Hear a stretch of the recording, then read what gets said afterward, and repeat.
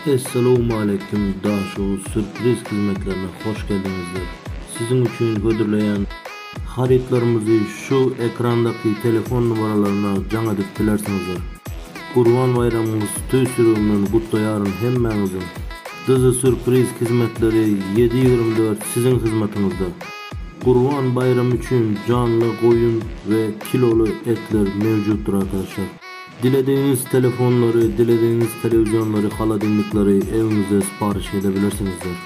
Siparişlerimiz daha uzun her yerine vardır arkadaşlar. Arayın, biz gelelim.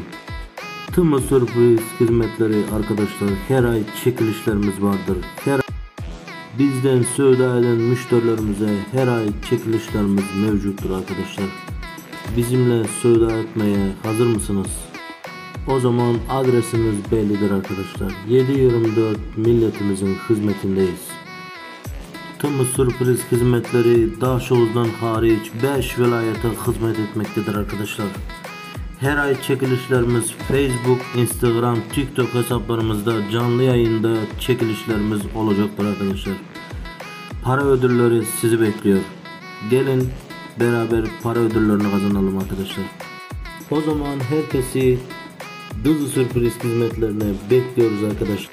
Herkese iyi günler arkadaşlar.